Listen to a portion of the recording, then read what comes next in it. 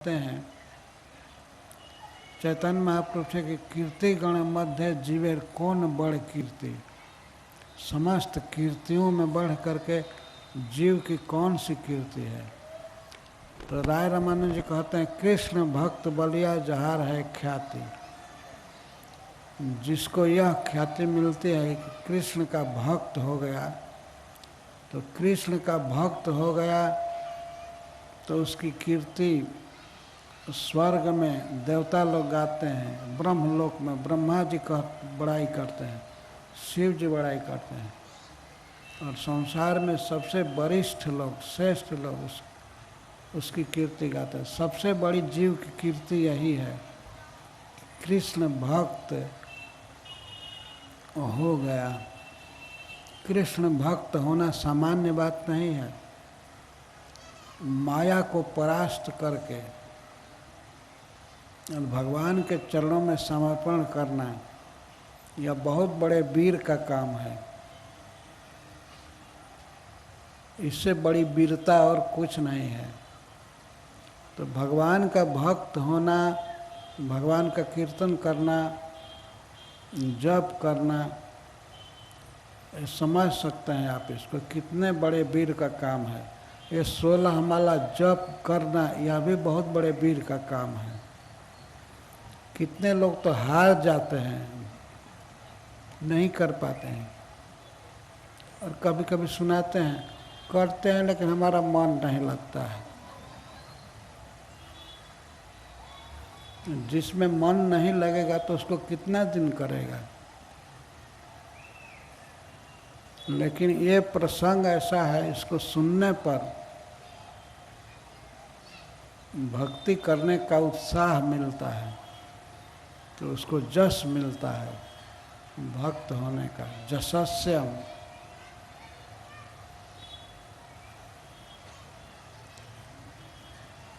जस यहाँ अखबार में न निकले या टीवी में न प्रसारित हो, लेकिन पितृलोक में पितर लोग नाचते हैं कि हमारे कुल में कोई कृष्ण का भक्त हो गया, तो वे अपने को धन्य मानते हैं। पितर लोक और देवलोक में भी उसकी बड़ाई होती है। माया को परास्त करके, ये निद्रा को जीत करके यह व्यक्ति मंगला आरती कर रहा है, मंगला आरती में भाग ले रहा है, इस तरह से बड़ाई होती है। भगवान में इसका चित्त लगा है, भगवान के बारे में बहुत गाता है, भगवान को प्रणाम करता है, पूजा करता है। यह बहुत बड़ी कीर्ति है, क्योंकि यह बहुत बड़ा काम है। जीवन का असली काम यही है, भगवान का श्रृंगार करना, भगवान को प्रणाम करना, भगवान को कोई गीत गा करके सुनाना, और भगवान को भोग देना, नैवेद्य अर्पण करना, ये बहुत बड़ी कीर्ति है। तो गजेंद्र उपाख्यान सुनने से सुनने वालों का उत्साह बढ़ता है, भक्ति करने में रुचि बढ़ती है, इसलिए यह जसस्यम है। और कलिकल्म सापहम, कलयुग में पाप प्राय होते ही हैं, बहुत प्रकार के दुष्कर्म होते रहते हैं। तो जो श्रीमद् भागवतम को, गजेंद्र उपाख्यान को और इसी तरह से अन्य प्रसंगों को भी सुनता है, तो सुनने वालों का पाप अपराध नष्ट होता रहता है। पाप नहीं करने की प्रवृत्ति होती है, जीव हिंसा नहीं करने की प्रवृत्ति होती है। कलयुग में बहुत पाप होते हैं। इस पवित्र मंच से उन पापों की याद दिलाना उचित नहीं है। बहुत देख ही रहे, जीव की हिंसा सब तरफ होती है। पशु पक्षी सबको दुख दिया जा रहा है।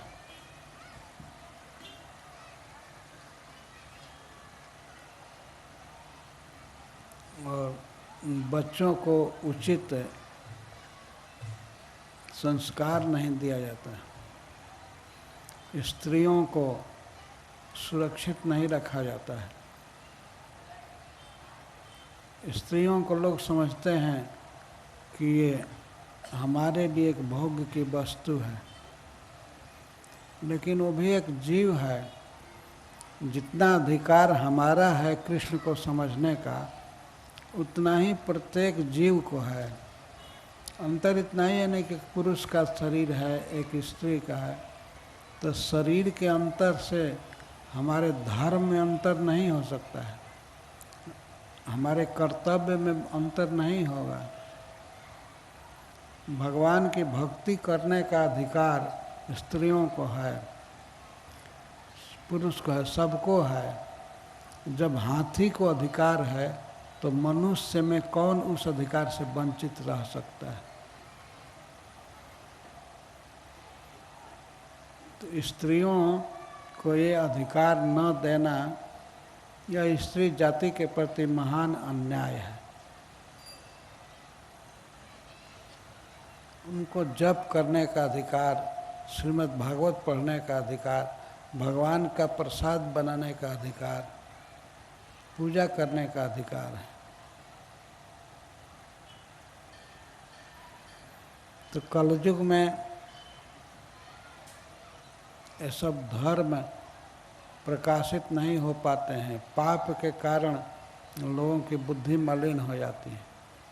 तो इस पाप से मुक्त होना है, किसी प्रकार के पाप से, तो यह उपाय है श्रीमद् भागवतम का श्रवण। बहुत से ऐसे मनुष्य हैं जो पढ़ नहीं सकते, और कुछ तो ऐसे हैं जो पढ़ना जानते भी नहीं हैं, कि भाषा का ज्ञान नहीं है। अंग्रेजी भी नहीं पढ़ते हैं, हिंदी नहीं पढ़ते हैं, या मराठी नहीं पढ़ सकते, बांग्ला नहीं पढ़ सकते। तो इसीलिए यहाँ शृण्वताम शब्द का प्रयोग सुखदेव गोस्वामी कर रहे हैं। चाहे कुछ भी नहीं पढ़ सकते हैं, लेकिन सुनने की शक्ति तो है, सुन करके समझने की शक्ति है ना। तो ये सुनने वालों के लिए कह रहे हैं कि स्वर्गम जशस्यम कलिकल्म सापहम। ये सब ऐसे प्रसंग हैं श्रीमद् भागवतम में, अगर और क्षमता नहीं है भक्ति करने की तो समय निकाल करके भक्तों के मुख से इसे सुनना चाहिए। सुनने से परम श्रेय की प्राप्ति होगी। यथानुकीर्तयन्ते तत्, केवल इस प्रसंग को या गजेंद्र मोक्ष को कोई यथा अनुकीर्त, यथा का अर्थ है यथावत, इसके व्याख्या की जरूरत नहीं है। जैसा लिखा गया है उसको जो कीर्तन करता है, जैसे Bhagavad Gita as it is है, तो सुखदेव गोस्वामी यहाँ कह रहे हैं कि इस प्रसंग को यथा अनुकीर्तित, जैसा है वैसा कहे, कोई हेर फेर न करे, कोई बहुत व्याकरण लगा करके बहुत अर्थ करना सब, इसकी ज़रूरत नहीं है। इसको यथावत कोई कीर्त कहता है, गाता है, बोलता है, तो और खास करके द्विजा, ब्राह्मण, क्षत्रिय और वैश्य प्रातः काल उठ करके शुचय और शुचि हो करके, मतलब प्रातः काल उठ करके स्नान करके तिलक वगैरह करके और इसको सिंपली पढ़े जैसा लिखा गया है, जैसा कहा गया है, जथा अनुकीर्तयेत, जथा अनुकीर्तयेत एतत्, इस प्रसंग को श्रेयस कामा द्विजातय, और विशेष करके ब्राह्मण जो अपना मंगल चाहते हैं, जो अपना कल्याण चाहते हैं, श्रेयस कामा, जो श्रेय की कामना रखते हैं, तो वे प्रातः काल उठ करके स्नान करके इसको पढ़ें। दुःस्वप्नादुपशांत, तो इससे दुःस्वप्न आदि नष्ट हो जाते हैं। दुःस्वप्न का अर्थ है कभी कभी मनुष्य बहुत बुरा स्वप्न देखता है, और बुरा स्वप्न देखता है, और वे बुरे स्वप्न एक दिन प्रकट होते हैं। कोई कोई सपना ऐसे होते हैं जो भविष्य में होने वाली घटना को सूचित कर देते हैं। वो सपना नहीं रहते हैं, वो वास्तव में कार्य रूप में परिणत हो जाते हैं। लेकिन दुःस्वप्न आते क्यों हैं? ये पाप के कारण आते हैं। पाप होता है तो इसलिए खराब खराब सपने आते हैं। तो दुःस्वप्न आदि की शांति के लिए, नाश के लिए कल्याणकामी पुरुष इस प्रसंग को पढ़ते हैं, पाठ करते हैं, सवेरे उठकर और शुचि होकर के, शुद्ध वस्त्र पहन करके, शरीर को धो करके, स्वच्छ करके पढ़ते हैं।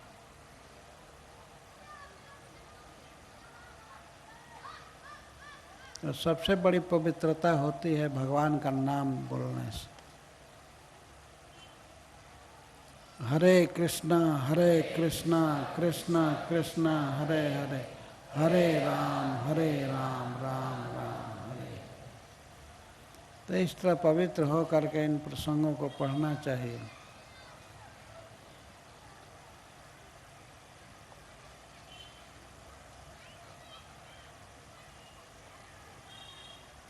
तो ये प्रश्न होता है कि सुखदेव गोस्वामी से पूछ दिया जाए कि आप कैसे जानते हैं कि इससे श्रेय होता है, इससे कल्याण होता है? तब सुखदेव जी कहते हैं, इदम आ हरि प्रीतो, स्वयं भगवान हरि अपने श्रीमुख से इस महिमा को कहे हैं। जिस समय गजेंद्र का उद्धार कर दिए तो गजेंद्र को वैकुंठ ले जाने के पहले गजेंद्र से उन्होंने यह बात कहा है। तो भगवान का वचन प्रमाण है ना। भगवान बहुत प्रसन्न थे। इदम आह हरि प्रीतो गजेंद्रम कुरुसत्तम, हे कुरुनंदन, हे कुरुवंश श्रेष्ठ परीक्षित, भगवान के वचन से ही यह प्रमाणित है। भगवान के वचन प्रमाण है कि यह प्रसंग सब प्रकार के पापों का नाश करता है, परम मंगल का दान करता है। उन्होंने ही ये कहा है। और जिस समय वैकुंठ जाने के लिए तैयार हुए थे भगवान, उस समय कहे। और इसको केवल गजेंद्र ही नहीं सुने, वहाँ शृण्वताम सर्वभूता नाम, वहाँ भूताम जीवा नाम, समस्त जीव जो वहाँ जुटे थे वे सब सुन रहे थे, सारे देवता सुन रहे थे। और सर्वभूतमय भगवान ये बात बोले, इदम आह, यह बोले। शृण्वताम सर्वभूतानाम सर्वभूतमय विभु, भगवान की बात को सभी देवता सुन रहे थे। गजेंद्र से उन्होंने इस तरह कहा। भगवान कहे, श्री भगवान वाच, ये माम ताम च सरश्चेदम गिरी कंदर काननम। भगवान बहुत से लोगों के नाम गिनाए हैं यहाँ, और अंत में कहते हैं कि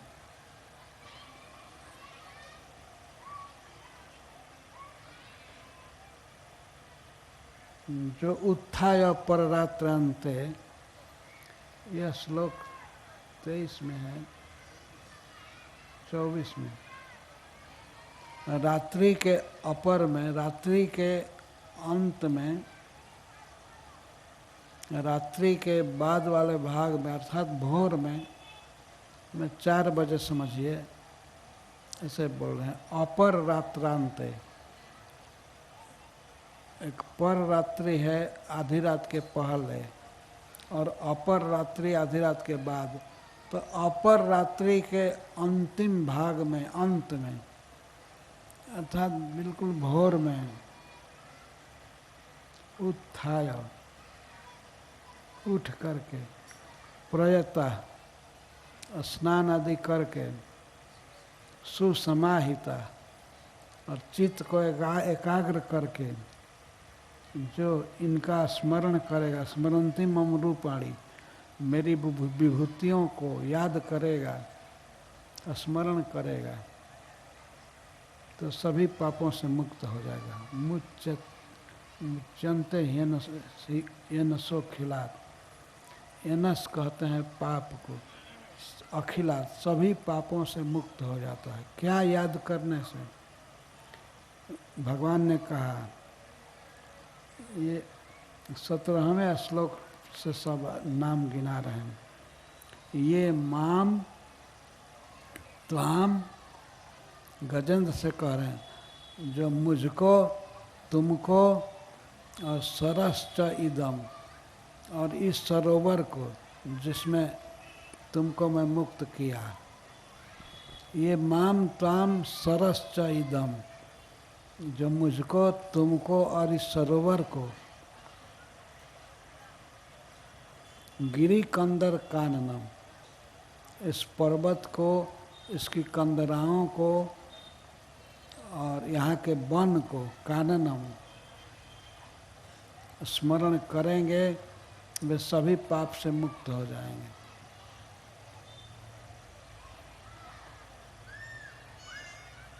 और यहाँ तक कहते हैं, बेत्र कीचक वेणु नाम, गुल्मा ने सुरपाद पान।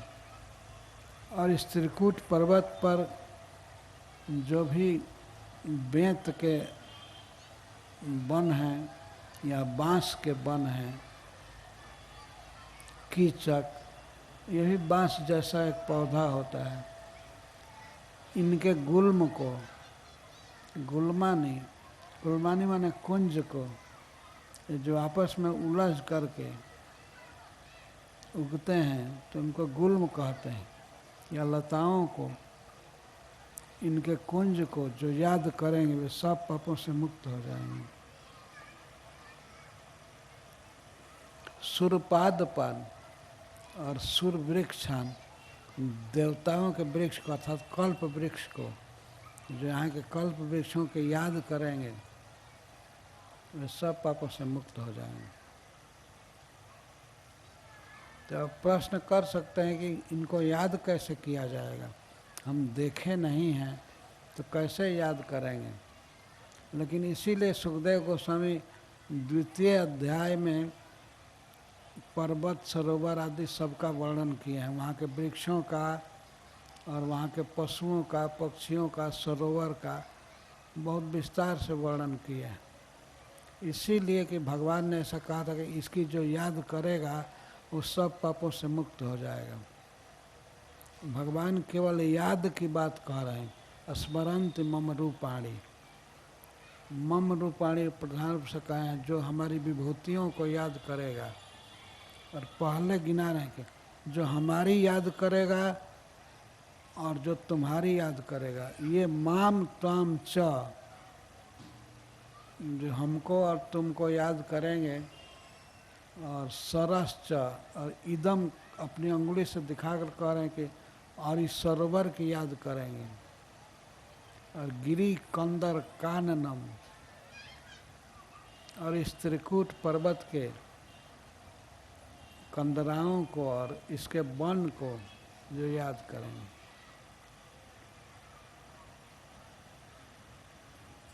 श्रृंगार इमानी, और जो इस पर्वत के 3 शिखर हैं, इमानी, ये दिखाई दे रहे हैं, गजेंद्र भी देख रहे थे। ये 3 शिखर श्रृंगाणी माने धीषाणी ब्राह्मणों में शिव से चल, ये 3 शिखर जो पर्वत के हैं, एक रजत का है, एक आयस का है और एक सोने का है।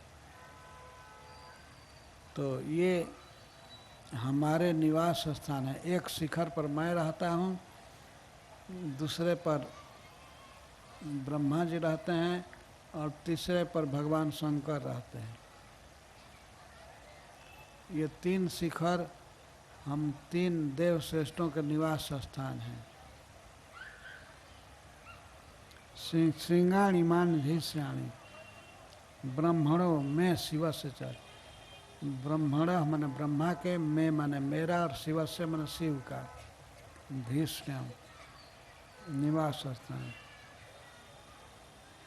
भगवान कभी कभी आ करके उस त्रिकूट पर्वत पर रहते हैं, एक शिखर पर, और एक शिखर पर ब्रह्मा जी।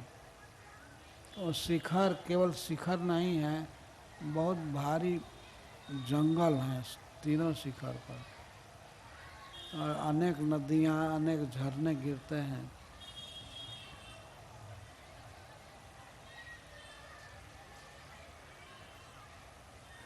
क्षीरोदम में प्रियम धाम, और चूंकि त्रिकूट पर्वत क्षीर समुद्र में था, प्राकृत जगत में, तो उसको देखकर भगवान को याद आ रही है।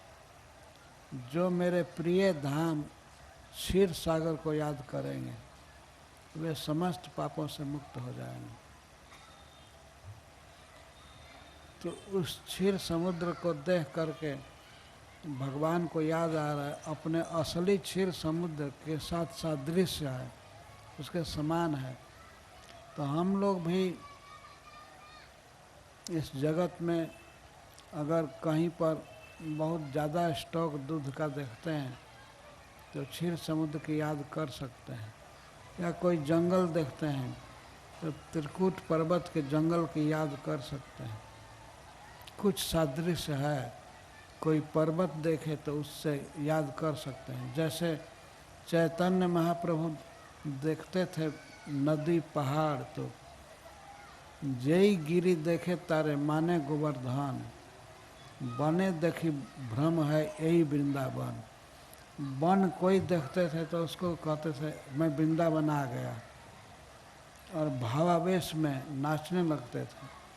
और कोई पर्वत देखते थे उसको गिरिराज गोवर्धन मानते थे। जय नदी देखे तारे माना एक कालिंदी, अब जो भी नदी देखते थे उसको कालिंदी मानते थे। तो प्रकृति में ऐसे दृश्य हैं जो हमें भगवान की धाम की याद दिलाते हैं। तो उसके सहारे हम याद कर सकते हैं। इसीलिए पहले वर्णन किया गया कि हम याद कर सके त्रिकूट पर्वत के वृक्ष की, जानवरों की, इन सब की याद कर सकें।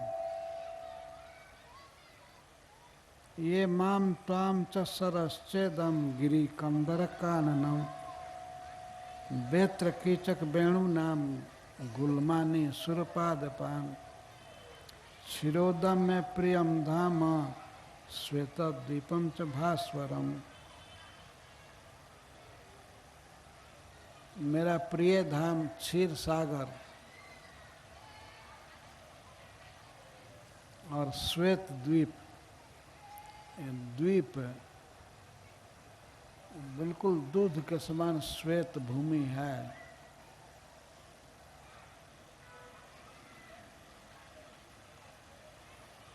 भास्वरम श्वेत द्वीपम, श्रीवत्सम, और मेरे शरीर पर जो श्रीवत्स चिन्ह है उसकी याद करेंगे। श्रीवत्सम, कौस्तुभम माला, और मेरे गले में कौस्तुभ मणि है, इस मणि की जो याद करेंगे। गदाम कौमुदकीम ममा, और मेरी गदा की याद करेंगे। मेरे हाथ में जो गदा रहती है उसका नाम है कौमोदकी। जो गदा की याद करेंगे या चाहे शंख की याद करेंगे, सुदर्शनम पांचजन्यम सुपर्णम पतगेश्वरम। सुदर्शन चक्र की याद करेंगे, पांचजन्य की याद करेंगे, या गरुण जी की याद करेंगे जो पक्षियों के राजा हैं, तो सब पाप से मुक्त हो जाएंगे। अरे याद, यदि भगवान के रूप की लीला की याद न आवे, फिर भी हम भगवान के केवल एक गदा का ही ध्यान करें, स्मरण करें, या भगवान के सुदर्शन चक्र या उनके शंख के हाथ, चार हाथ में, एक हाथ में शंख लिए हैं और वे बजाते हैं कभी कभी शंख। तो पांचजन्य शंख और सुपर्णम पतगेश्वरम, पक्षियों में श्रेष्ठ गरुण जी की याद करेंगे, सब पाप से मुक्त हो जाएंगे। शेषम च मतकलाम सूक्ष्म, और शेषनाग जो मेरे अंश हैं उनकी याद करेंगे, और मेरी अर्धांगिनी लक्ष्मी जी की याद करेंगे जो मेरा अंश हैं, मेरे आश्रित हैं। ब्रह्मांडम नारदम ऋषि, जो ब्रह्मा जी की याद करेंगे, नारद ऋषि की याद करेंगे। भवम प्रहलाद में हुआ, और प्रहलाद जी की याद करें, भगवान शिव की याद करेंगे, प्रहलाद महाराज की। इसमें से एक एक चीज का प्रभाव है। अगर स्मरण आ रहा है तो सब पाप से मुक्त हो जाएगा। भवम प्रहलाद में हो, चाहे प्रहलाद महाराज का स्मरण हो रहा हो, या चाहे भगवान शंकर का स्मरण, या ब्रह्मा जी का, तो सब पाप से मुक्त हो जाएंगे। मत्स्य कूर्म बराहाद्य अवतार कृतानि मम कर्माण अनंत पुण्यानि। और मैं मछली, मत्स्य अवतार, कूर्म अवतार, बराह अवतार आदि लिया हूँ, और भी बहुत से अवतार हैं। इन अवतारों में मैंने जो कर्म किया है, जो लीला किया है, उन कर्मों में अनंत पुण्य छिपा है। जीवों को पवित्र करने की अपार शक्ति है। तो उन लीलाओं की याद करेंगे तो ये सब प्रकार के पाप से मुक्त हो जाएंगे। ये किसी अवतार की और कोई भी लीला, मत्स्य कूर्म बराहाद्य अवतार कृतानि मम। मत्स्य कूर्म बराह आदि अवतारों में हमने जो भी कर्म किया है वे अनंत पुण्यानि हैं। अनंत का अर्थ अपार शक्ति है उन लीलाओं में जीव को पवित्र करने की। तो भगवान की ये सब लीलाएं पढ़नी चाहिए और सुनानी चाहिए, गानी चाहिए। तो इससे जीव सहज पवित्रता प्राप्त करता है। इनमें बहुत शक्ति है। भगवान अपने मुख से कह रहे हैं कि इनमें अनंत पुण्य करने की शक्ति है, पवित्र करने की शक्ति है। और अनंत पुण्यानि का अर्थ है कि इतना पवित्र करते हैं कि उतना तो कोई पाप कर भी नहीं सकता। जीव में वह शक्ति नहीं है जो मेरे कर्म में, मेरे नाम में शक्ति है पाप काटने की। तो कौन ऐसा है जो याद नहीं कर सकता है? भगवान तो ये भी नहीं कहते हैं कि इनका कीर्तन करेगा तब पाप से मुक्त होगा। स्मरणती, केवल भोर में उठ करके याद करने से निद्रा छोड़ना है, आलस छोड़ना है, और बहुत परिश्रम नहीं करना है। बैठकर आराम से या खड़े होकर के या कहीं चल रहे हैं तो भगवान के कर्मों की याद करनी है। जैसे भगवान ने मत्स्यावतार ले करके हमारे मनु महाराज की रक्षा किया, सतव्रत महाराज की, जो मछली के रूप में जन्म लिए थे, अवतार लिए थे, रात भर में ही बढ़ जाते थे, बढ़ते बढ़ते वे सरोवर में डाले गए तो वहाँ भी बढ़ गए, अंत में समुद्र में डाले गए। तो भगवान कहते हैं कि हमको जलचर जीव खा जाएंगे महाराज, आप हमको क्यों छोड़ रहे हैं। अपने भक्त राजा सतव्रत से कहते हैं कि आप हमको मत छोड़िए, हमको दूसरे जीव खा जाएंगे। नहीं, जब नदी में छोड़े थे, कृतमाला नदी में, तब वे बड़े मोहित हो रहे थे। राजा ने सोचा कि ये कोई साधारण जीव नहीं है, ये ऐसे बोल रहा है, बढ़ रहा है, बहुत ज़्यादा बढ़ रहा है। तब उन्होंने पूछा कि आप कौन हैं, आप क्यों अपने स्वरूप को छिपाए हैं। तब भगवान ने कहा कि मैं भगवान हूँ और आज से 7वें दिन संपूर्ण पृथ्वी को समुद्र डुबा लेगा।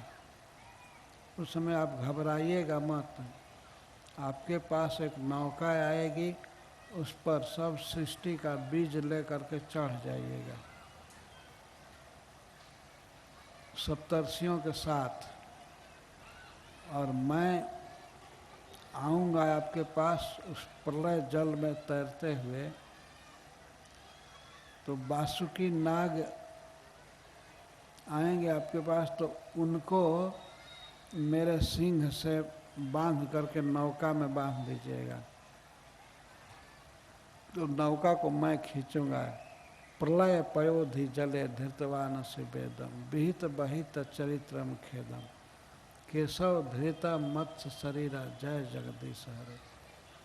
तो इस तरह जब तक प्रलय की निशा रहेगी, रात्रि रहेगी, तब तक मैं उस प्रलय के समुद्र में उस नौका को खींचता रहूँगा। आप हमसे विविध प्रश्न करेंगे और मैं आप उत्तर दूंगा, आपको बहुत सी कथाएं सुनाऊंगा, आप घबराइएगा नहीं। तो भगवान की ये लीलाएं परम पवित्र हैं। इस तरह से कूर्म अवतार में लीला किए। उनके पीठ पर मंदराचल घुमाया जा रहा था, देवता और दैत्य समुद्र मंथन कर रहे थे। तो पर्वत को अपनी पीठ पर भगवान ने धारण किया। केवल इसकी याद आवे, केवल स्मरण आवे तो समस्त पाप खत्म हो जाते हैं। भगवान कहते हैं अखिलात एन सह मुक्त, अखिल पाप से मुक्त हो जाता है जीव।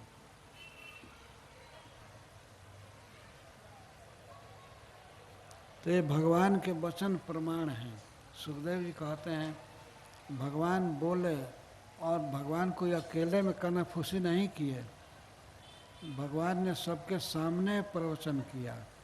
वहाँ ब्रह्मा जी थे, भगवान शिव थे, सभी देवता थे, गंधर्व और सिद्ध चारण सब भरे पड़े थे। सबके सामने कहे और साफ साफ कहे, ये माम त्वाम च सरश्चेजम गिरी कंदर काननम। और ये कहते कहते भगवान और कहे शेषम च मत कलाम सूक्ष्म, शेष नाग का जो स्मरण करें, जो मेरे अंश हैं, और देवी लक्ष्मी जी का स्मरण करें, ब्रह्मांडम नारदम ऋषिम भवम प्रहलाद में वचन, और ब्रह्मा जी का स्मरण करेंगे, नारद जी का,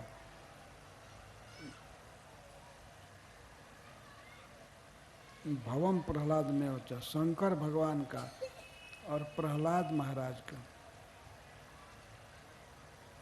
मत्स्य कूर्म बराह आदि अवतार है कीर्तानि में, कर्माण अनंत पुण्यानि सूर्यम सुमम हुतासम। और हमारे अनंत पुण्य देने वाले, पवित्र करने वाले कर्मों को जो कहेंगे या स्मरण करेंगे। सूर्यम, सूर्य का स्मरण करेंगे। सोमम, चंद्रमा का स्मरण करेंगे। हुतास का स्मरण करेंगे। ये सब पाप से मुक्त हो जाएंगे। प्रणमम, और ओंकार का स्मरण करेंगे। सत्य का स्मरण करें। अव्यक्तम, अव्यक्तम का अर्थ है माया शक्ति का, मेरी शक्तियों का स्मरण करें।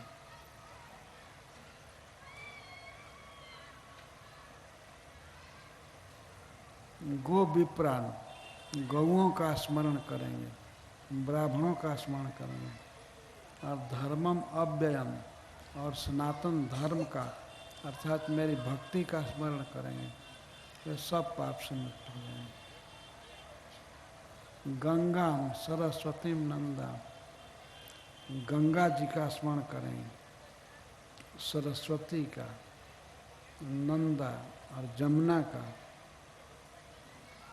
और शीतवारण और उज्ज्वल हाथी अर्थात ऐरावत का जो स्मरण करेंगे, ये सब पाप से मुक्त हो जाएंगे। ध्रुवम, ध्रुव महाराज का स्मरण करेंगे। ब्रह्म ऋषि सप्त, और 7 ऋषियों का, सप्तर्षियों का स्मरण करेंगे, वो सब पाप से मुक्त हो जाएंगे।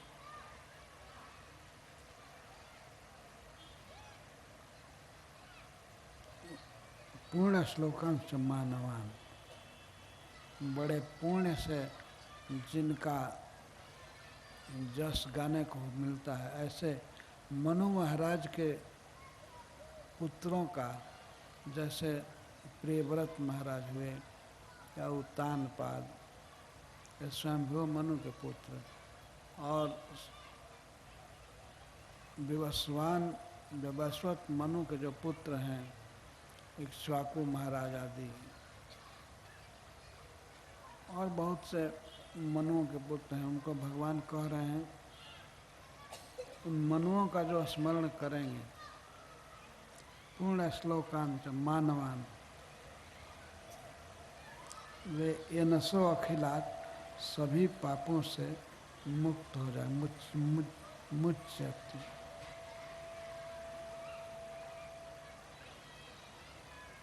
और 25वें श्लोक में भगवान कह रहे हैं कि और जो इस स्तुति से जो तुमने मेरे लिए पढ़ा, इस स्तुति से मेरी स्तुति करेंगे, इसको एज पढ़ेंगे,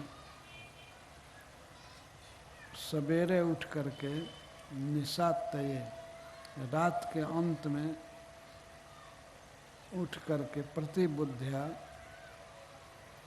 हे अंग, हे प्रिय गजेंद्र, इस स्तुति को पढ़ करके मेरी स्तुति करेंगे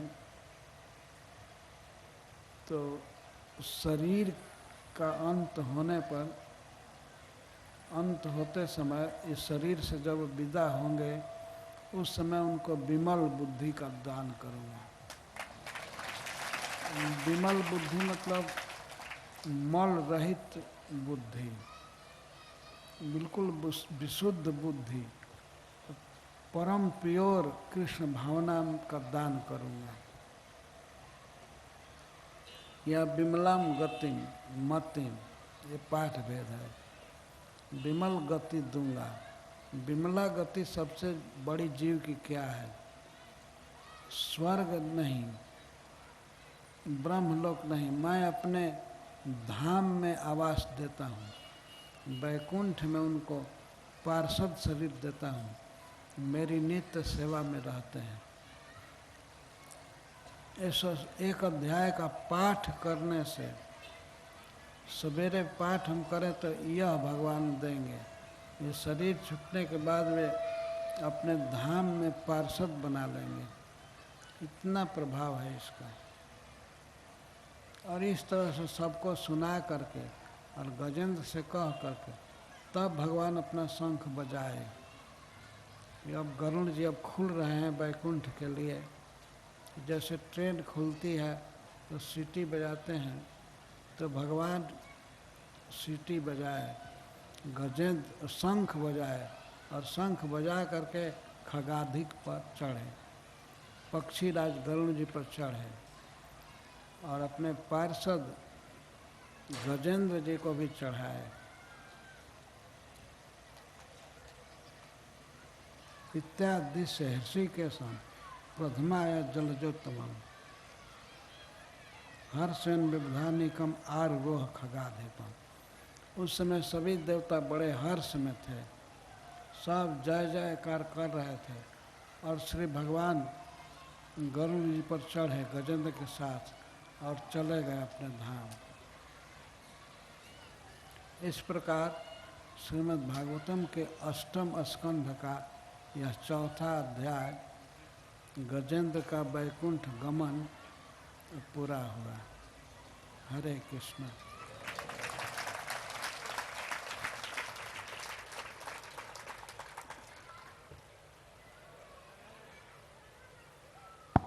आप सबको बहुत बहुत धन्यवाद है भगवान की लीला को सुनने के लिए। आप इतने दूर दूर से आए और बड़े धैर्य के साथ बैठे रहे, बड़ी शांति से, इसके लिए धन्यवाद। और मैं एक बात के लिए क्षमा मांग रहा हूँ कि भक्तों से बहुत देर तक भेंट करने का अवसर नहीं मिला, इसके लिए हमें दुख जरूर है, लेकिन आशा है कि भगवान अवसर देंगे फिर मिलने का।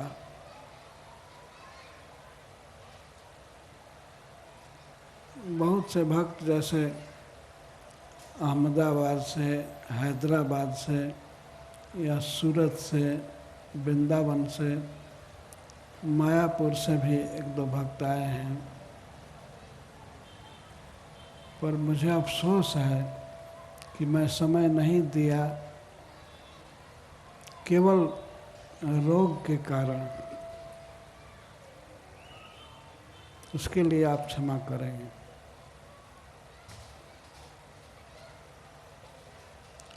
और इस प्रसंग को बारंबार मनन करते रहिएगा, मन में रखिएगा। भगवान ने जो वचन कहा है कि कोई स्मरण करेगा, जिसका नाम उन्होंने लिया है सबका स्मरण रखिएगा। और भगवान कृष्ण में आपकी मति रहे, इसी शुभकामना के साथ हम इस कथा को यहाँ विश्राम दे रहे हैं।